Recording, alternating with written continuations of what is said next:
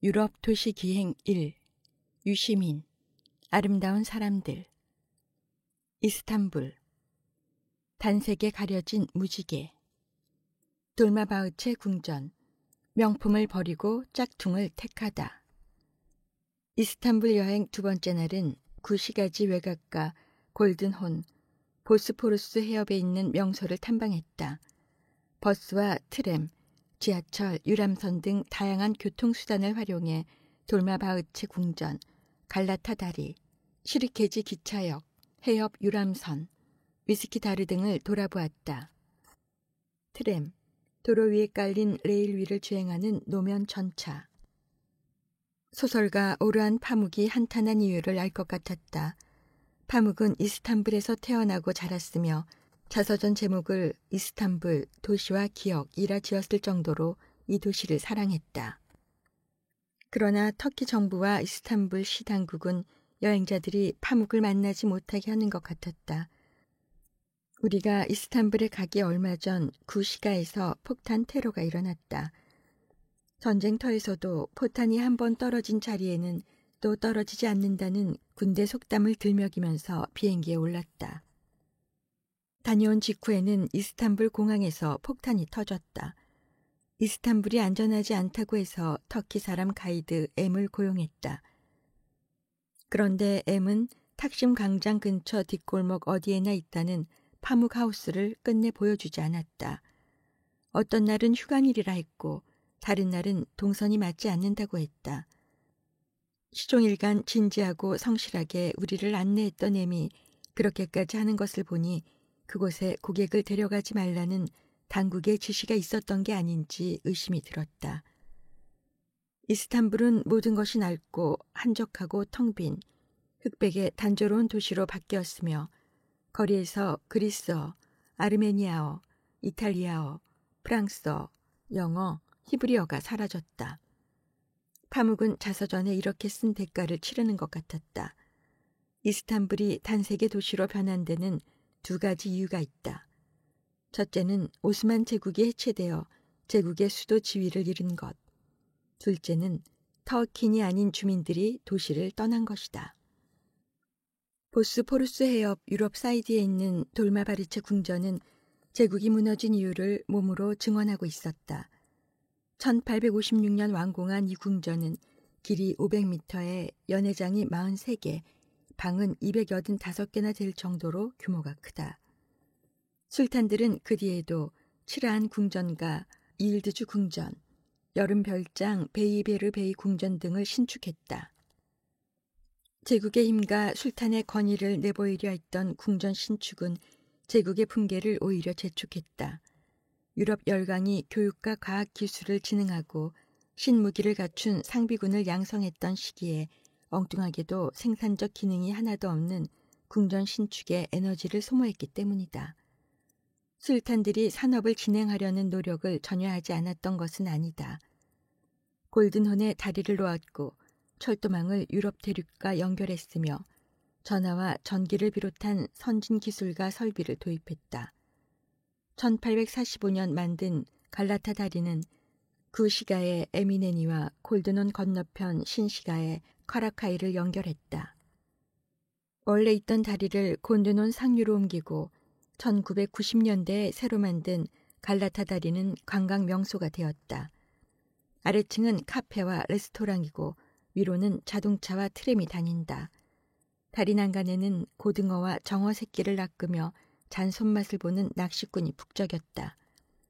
저녁이 되면 골든혼 쪽 다리 입구가 있는 에미네니 광장에는 첨탑이 만드는 신시가의 스카이라인 너머로 석양을 감상하려는 관광객이 모인다. 하지만 나는 그 시간 그 광장에는 다시 가지 않을 것이다. 고등어 케밥 노점들이 내뿜는 연기와 냄새 때문에 거대한 화생방 훈련장에 들어온 것 같았으니까.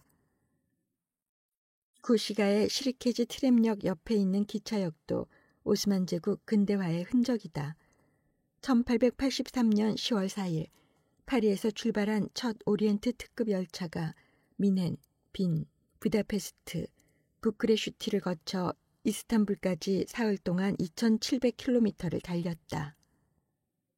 유럽의 귀족과 부녀자들은 욕실이 딸린 열차의 침실과 호화로운 레스토랑에서 자고 먹으면서 비즈니스를 하고 연애도 했다. 아가사 크리스티의 소설처럼 복수국을 벌인 경우도 없지는 않았으리라. 오스만 양식과 유럽 스타일이 결합한 시르케지 기차 역사는 두 대륙을 품고 있는 이스탄불의 지정학적 강점을 보여준다. 오리엔트 특급 열차가 없어졌고 통근 열차와 단거리 노선 기차만 들어오는 이 역은 사라진 제국에 대한 기억을 소환하기에 좋은 달콤하지만 쓸쓸한 공간이었다.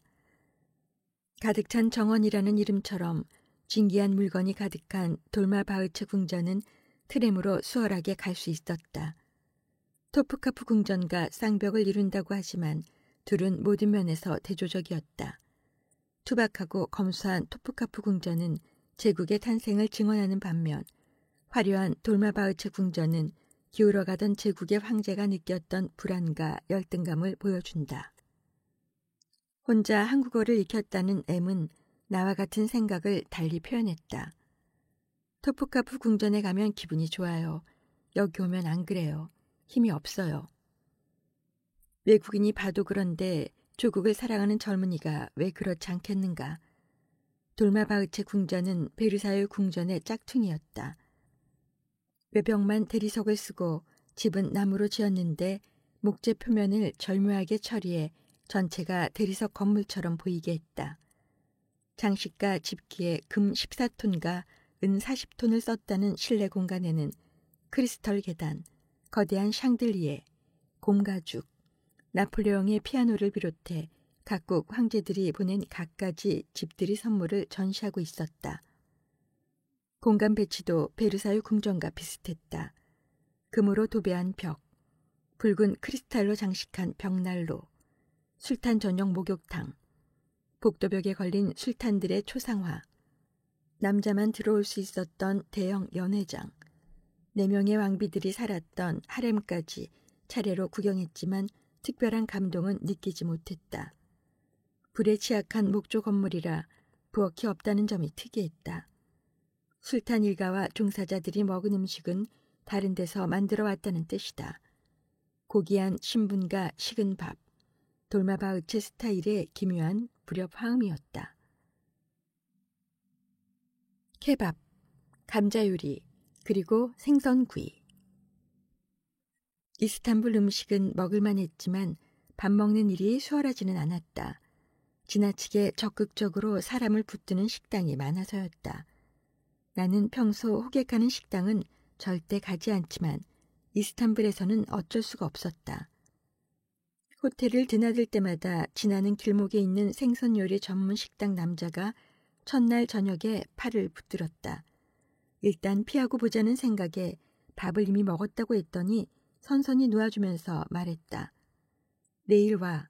내가 초대한 거야. 알았지? 이틀 후 저녁 무렵 그는 매 눈으로 나를 포착하고 언성을 높였다. 어제 왜 안 왔어? 초대를 거절하는 거야? 할 수 없이 그 집에서 농어구이를 먹었다.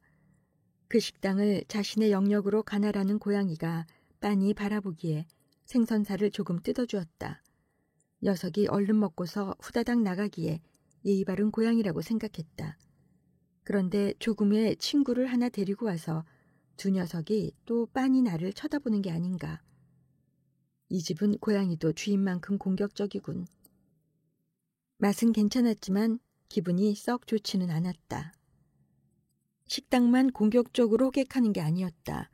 머리수건을 쓴 중년 여인이 옛날식 도구로 카펫을 짜고 있는 카펫 전문 가게도 그랬다. 호기심에 잠시 구경하겠다고 했더니 2층 창고로 데려가 카펫을 줄줄이 바닥에 집어던지며 장황하게 자랑을 하고서는 터무니없는 가격을 부르는 것이다. 구경만 하고 나오면서 큰 잘못이라도 저지른 듯 죄의식을 느꼈다. 카파르 차르시를 나오는 길에 버스 정류장에서 말을 섞게 된 남자도 만만치 않았다. 한국인이냐고 묻더니 곧바로 자기 할아버지가 한국 전쟁 참전 용사라고 했다. 이런저런 대화를 나누던 끝에 자기네 선물 가게에서 차 한잔 하라고 초대했다. 가게가 어디 있냐고 물었더니 걸어서 15분쯤 걸린단다. 좋은 말로 초대를 거절했다. 이스탄불에서 한국인은 한국 전쟁 참전 용사의 손자나 조카를 우연히 만나는 일이 많다. 그런 인연을 가진 이가 그토록 많은 줄은 몰랐다. 이야기가 엉뚱한 곳으로 갔다. 다시 음식 이야기로 돌아가자. 터키 음식하면 누구나 케밥을 제일 먼저 떠올린다. 내가 경험한 바에 의하면 이스탄불에서는 불에 구운 모든 것이 케밥이다. 손쉽게 맛있는 케밥집을 찾으려면 고란의 공원 앞 트램 정류장 근처에 가면 된다. 여기에는 말이 아니라 음식의 비주얼로 호객하는 식당이 여럿 있었다. 어떤 식당은 유리 진열장에 초벌 구운 음식을 쌓아두었고 어떤 곳은 할머니가 음식을 만드는 광경을 보여주었다. 진열장에는 구운 양송이, 붉은 고추, 가지, 토마토와 각종 채소와 다져서 간을 하고 양념을 섞어 만든 경단을 꼬치에 꿰어 구운 케프테, 양고기, 소고기, 닭고기, 꼬치구이 등등이 있었다. 돼지고기는 물론 없었다. 아테네에서는 떡갈비 꼬치구이만 케밥이라고 했는데 그게 이스탄불에서는 쾌프테였다. 아테네 사람들은 토막친 고기를 꿰어 구운 것을 수블라키라고 하는데 이스탄불에서는 그게 다 케밥이었다. 진열장이 있는 집은 말이 필요 없어서 좋았다. 먹고 싶은 것을 손가락으로 가리키고 몇 인분인지도 손가락으로 말하면 되니까. 진열장의 음식은 충분히 생각한 다음 정확하게 한 번에 짚어야 한다.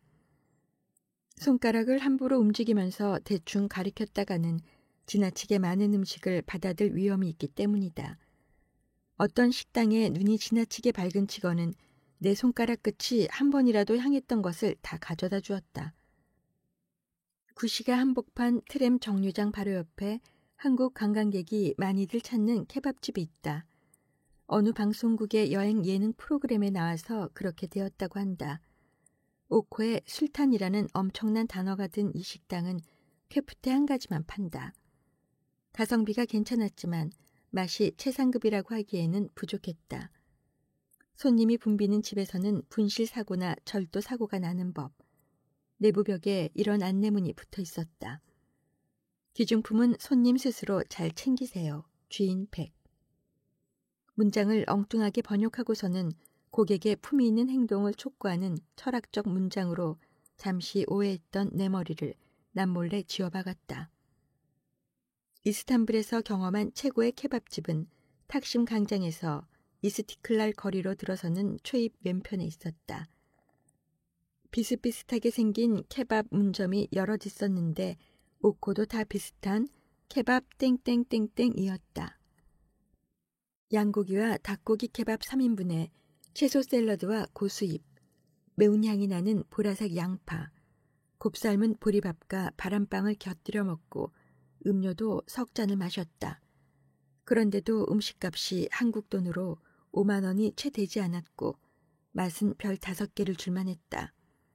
M한테 오코를 번역해보라고 했더니 케밥 나라, 케밥 천국 또는 케밥 세상과 비슷하다고 했다. 고등어 케밥은 아주 유명하지만 생선 비린내를 싫어하는 사람이라면 도전하기 어려운 길거리 음식이다. 그러나 그보다는 덜 유명한 터키 스타일의 패스트푸드 쿰피르는 싫어할 리가 별로 없을 듯했다. 돌마바흐체 궁전에서 해협의 유럽 사이드를 따라 흑해 방면으로 조금 올라간 곳에 오르타퀘이라는 동네가 있었다. 포구 초입 광장에는 당국의 허가를 얻어 영업하는 작은 노점이 줄지어 있는데 어느 집이나 맛은 비슷하다고 한다. 쿰피르는 매우 단순한 음식이다. 노점 주인은 참외가 아닌가 싶을 정도로 커다란 찐 감자에 조각낸 치즈와 올리브, 채 썬 배추, 소시지 등 내가 선택한 토핑을 올리더니 숟가락으로 재료들을 섞어버렸다. 감자 껍질에 흠집을 내지 않고 토핑과 감자살을 섞어 비비는 손놀림은 한판의 예술 공연이었다. 공연이 끝난 후 그 예술가는 작품에 토마토 케첩과 겨자 소스를 뿌리고 쿠킹 호일로 싸주었다. 예술품을 선채 먹는 것은 예의가 아닌 것 같았다. 해협을 내려다보는 카페 2층에서 꽃차를 마시며 티스푼으로 쿰피르를 떠먹었다. 혼자 먹으면 한 끼가 될 정도로 양이 많기에 둘이서 하나를 나누어 먹었다. 우리 말고도 쿰피르를 들고 카페에 온 사람이 많았다. 해협의 수면에는 햇살이 부서지며 춤을 추었고 장애인 학교의 학예회가 열린 해변의 공연장에서는 학생과 가족들이 피아노 연주를 들으며 몸을 흔들고 손뼉을 치고 있었다. 그런데 갑자기 아잔 소리가 터지자 모든 사람이 일시에 동작을 멈추었다. 흥이 다 깨지고 말았다. 오르타케이에는 아담하지만 미나레가 2개 있는 자미가 있었다. 절대 그랬을 리 없지만 거대한 자미에 실증이 난 여행자들을 위해 만든 게 아닐까 생각했다. 바로 그 건축 양식을 받아들이고 내부 공간을 크리스털 샹델리에로 장식한 오르카티 지미는 밖에서 보는 것만으로 위로가 되는 집이었다. 이 작은 바닷가 마을은 상가와 시장 골목도 정겨웠다. 시장 입구 아치에 걸린 문장이 여행하는 나를 격려해 주었다. 길 위에 삶이 있다. 이스탄불에 머무는 동안 한 번쯤은 푸짐한 만찬을 즐기고 싶었다. 마침 이스탄불에 온 지인들과 연락이 닿아 일행이 6명으로 불어났다. 구시가지 골든 헌쪽 비탈 아래에서 발견한 규모가 제법 큰 생선 요리 전문 식당을 답사했다. 손님이 많았고 주차장에는 고급 승용차가 빼곡했다. 식당 입구에 생선 중매인 자격을 표시하는 물고기 문양 나무 간판이 매달려 있어서 눈여겨봐두었던 터였다. 진열장 얼음 위에 빨래판만한 광어가 누워 있었다. 다른 생선도 있었지만 가격표 하단에 자꾸 눈이 갔다. 광어, 시가. 오늘의 시가를 물어보았다. 한국 기준을 적용하니 가격이 아주 착했다. 종업원은 자꾸 프라이를 권했지만 단호하게 그리를 요구했다. 좋은 생선을 기름에 튀기는 것은 죄악이니까. 살짝 소금 간을 해서 널따란 숯불 화로에 석쇠를 놓고 구운 광어는 6명이 먹기에 부족하지 않았다. 모듬 샐러드와 토마토구이, 가지구이, 적포도주 2병을 곁들인 만찬은 모두를 행복하게 만들었다. 종업원이 계산서를 가져다 주면서 봉사료가 포함되지 않았다고 기획말을 했다. 팁을 후하게 주었다. 낯선 도시에서 눈썰미와 요령만으로 맛집을 찾는 데 성공하면 3가지 즐거움을 얻는다. 혀로 맛보는 기쁨, 배로 느끼는 만족감, 그리고 마음이 누리는 뿌듯함이다. 그래, 이스탄불은 광어 숯불구이지.